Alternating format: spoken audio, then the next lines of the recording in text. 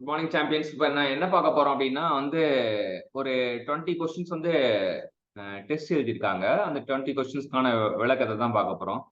First question என்ன அப்படின்னா, football is rolling on a ground, the motion of any point on the surface.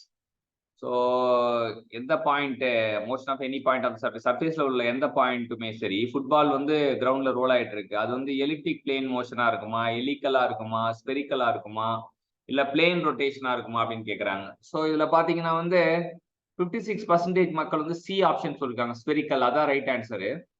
எப்பவுமே right answer ஒரு competitive எக்ஸாமுக்கு prepare பண்ணும்போது பாத்தீங்கன்னா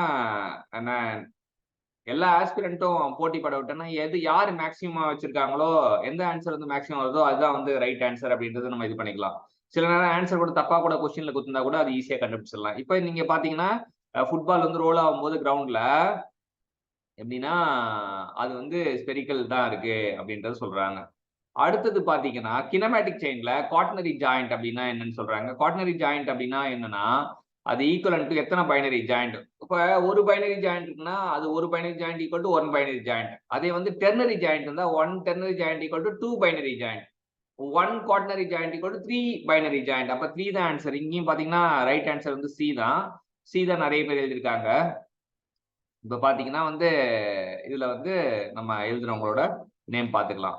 ஸோ செகண்ட் கொஸ்டின் நம்ம பார்த்தா, அப்புறம் ஆக்கர்மேன் ஸ்டியரிங் கியர் அது என்ன அப்படின்னு பார்த்தீங்கன்னா, ஆக்கர்மேன் ஸ்டியரிங் கியர் பாத்தீங்கன்னா லோயர் பேரா, டேர்னிங் பேரா, ரோலிங் பேரா, சிலிண்ட்ரிக்கல் பேரா, ஸ்லைடிங் பேரா. ஆக்கர்மேன் ஸ்டியரிங் கியர் முழுக்க முழுக்க டேர்னிங் பேரால செய்யப்பட்டிருக்கும். So option B is right. இங்கேயும் மேக்ஸிமம் நம்பர் ஆஃப் ஸ்டூடெண்ட்ஸ் தான் கரெக்டா எழுதிருக்காங்க அப்படின்னு தெரிஞ்சுக்கலாம். இப்போ 4 பார் லிங்கேஜ்ல length of shortest link and longest link other two link எப்படி நோட்டேஷன் இருக்கும் அப்படின்றது பாத்தீங்கன்னா, இதுல L A option L plus P equal to S plus Q. அதே B option L plus S P plus Q. எல்லும் S தான் ஒன்னா இருக்கும் அப்படின்றது தான் இது. இதுல பாத்தீங்கன்னா பாதி 40% ஏ ஆப்ஷன் லெஸ்ஸா இருக்கும்னு தெரிஞ்சிருக்கு எல்லாருக்குமே. ஆனா L plus S less than P plus Q. அதாவது sum of the longest link and shortest link should be less than sum of the intermediate link அப்படின்றது தெரிஞ்சுக்கலாம். அடுத்த கொஸ்டின் பாத்தீங்கன்னா, instantaneous center of rotation of circular disc. Circular disc rolling on a straight path. Straight pathல circular disc போச்சுன்னா அது எங்க இருக்கும் instantaneous center அப்படின்னு பாத்தீங்கன்னா, it is in the point of contact அப்படின்னு தெரிஞ்சுக்கலாம். ஏன்னா circular disc ரோல் பண்ணும்போது அது point of contactல instantaneous center இருக்கும் அப்படின்றது நம்ம தெரிஞ்சுக்கலாம். எலிப்டிக் டிராமல்ன்றது ஒரு டபுள் சைடட் ட்ராக் மெக்கானிசம். அது பாத்தீங்கன்னா ரெண்டு ஸ்லைடிங் பேர் இருக்கும், ரெண்டு டேர்னிங் பேர் இருக்கும். Option C is right answer. சில பாத்தீங்கன்னா 2 pairs are turning, 2 pairs are sliding சொல்றாங்க. அடுத்தது பாத்தீங்கன்னா which are following is an example for higher pair அப்படின்னா, ஐயர் பேருக்கு நமக்கு ஆப்ஷன் டி புஷ் பேரிங் சொல்றாங்க. Not an example for higher pair அப்படின்றப்ப push bearing it is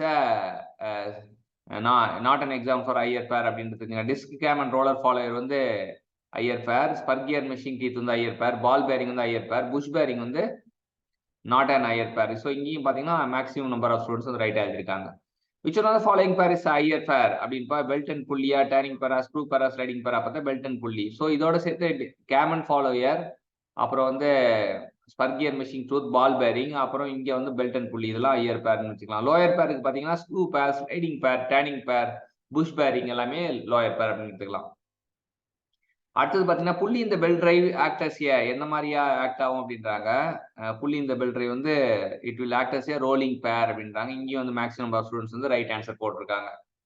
so இங்க in 4 bar mechanics shortest link fix பண்ணா என்ன ஆகும் அப்படின்னா double crank mechanism. Option C is the right answer. Shortest opposite பண்ணா double rocker, shortest adjacent பண்ணா crank rocker. இப்போ 6 bar mechanism ஒரு irrelevant ஆப்ஷன் அப்படின்னு தெரிஞ்சுக்கலாம்.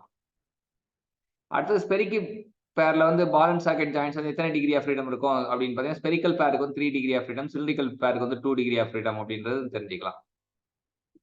D O of a over constrained structure எப்படி இருக்கும் அப்படின்னா, ஓவர் கன்சென்ட் ஸ்ட்ரக்சருக்கு ஜீரோவா, பாசிட்டிவா ஆர் நெகட்டிவா, இல்ல நெகட்டிவ் மட்டுமா இல்ல பாசிட்டிவ் மட்டுமா அப்படின்னா, நம்ம இப்ப நெகட்டிவ் அப்படின்றது நல்ல வெளிச்சமா தெரியும். ஓவர் கன்சென்ட் ஸ்ட்ரக்சரை ரிடன்டன்ட் ஸ்ட்ரக்சர்னு சொல்லுவோம், சூப்பர் ஸ்ட்ரக்சர் சொல்லுவோம். அதோட டிகிரி ஆஃப் ஃப்ரீடம் நெகட்டிவ்ன்றது தெரியும்.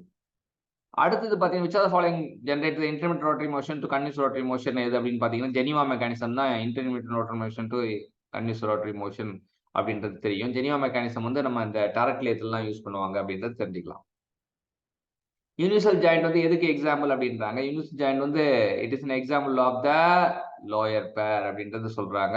ஸோ எல்லாருமே வந்து option A is the right answer அப்படின்னு கொடுத்துருக்காங்க.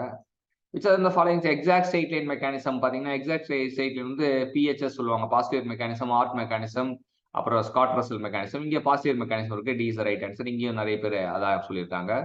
இப்போ இந்த கொஸ்டின் வந்து பெக்குலியரான question. Slider mechanism piston velocity become maximum இந்த following configuration when crank is at the crank எங்க இருந்தா நமக்கு வரும் அப்படின்றது சொல்றாங்க. Slider piston velocity become maximum, piston velocity maximum ஆகணுமா எந்த கான்ஃபிகரேஷன்ல when the crank is at எப்போ அப்படின்றாங்க. ஆப்ஷன் டி கொடுத்துருக்காங்க, perpendicular to the connecting rod அப்படின்னு சொல்லியிருக்காங்க. ஆனா வந்து பாத்தீங்கன்னா இந்த கொஸ்டின் வந்து எல்லாருமே வந்து தெரியல அப்படின்றது வந்து இதுவா கிளியரா தெரியுது. நமக்கு என்ன அப்படின்னா piston velocity எப்போ மேக்ஸிமம் இருக்கும் அப்படின்னு பார்த்தீங்கன்னா நம்ம என்ன inner dead centre and outer dead centre அப்படின்னு தான் யோசிப்பாங்க. அப்போ ஏ பி அப்படின்னு தான் வந்து perpendicular to the line of stroke, perpendicular to the connecting rod. அப்போ ஆப்ஷன் டி வந்து கொடுத்துருக்காங்க இந்த இதில். அப்போ இந்த கொஸ்டின் வந்து இது வந்து கிளாரிட்டி வந்து நம்ம இம்ப்ரூவ் பண்ண வேண்டிய கொஸ்டின் அப்படி தெரிஞ்சுக்கலாம். Which one of the following is an inversion of single slider crank slider? வந்து inversion of single slider crank, elliptic trammel double slider, Scotch yoke double slider, old time coupling hand pump தான் single slider. So option B is the right answer. அடுத்தது பாத்தீங்கன்னா இந்த starter quick return mechanism number of incident centre எவ்வளவு இருக்கும் அப்படின்றாங்க. Number of incident 6 இருக்கும் அப்படின்றாங்க. நமக்கு என்னன்னா நம்பர் ஆஃப் இன்சிடென்ட் சென்டர் வந்து நம்பர் ஆஃப் லிங்க் வந்து 4 இருந்தா 4 into 4 minus 1/2 அப்படின்னு போட்டா 4 into 3/2. அப்ப அந்த ஃபார்முலா படி இட் இஸ் 4 பார் மெக்கானிசம்னால வந்து 6 இருக்கும் அப்படின்னு தெரிஞ்சுக்கலாம். குரூப் லூப் கிரைட்டீரியன் வந்து பாத்தீங்கன்னா ஒன்லி 1 degree ஆஃப் இடத்துக்கு தான் வந்து இது பண்ணுமா. Option B is the right answer. அடுத்தது ஜாயிண்ட் இந்த வால் மெக்கானிசம் ரெசிடியூவல் இன்ஜின் வந்து எதை வச்சு பண்ணுவாங்க அப்படின்னா நக்கிள் ஜாயிண்ட் வந்து பண்றாங்க.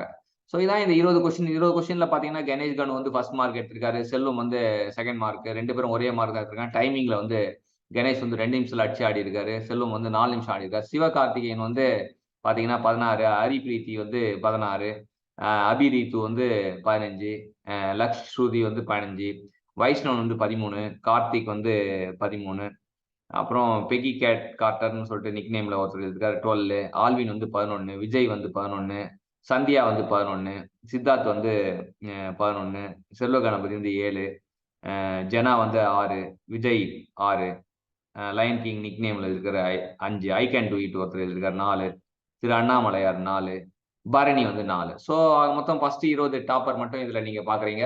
ஸோ இந்த மாதிரி குவிஸ் எழுதணும் அப்படின்னா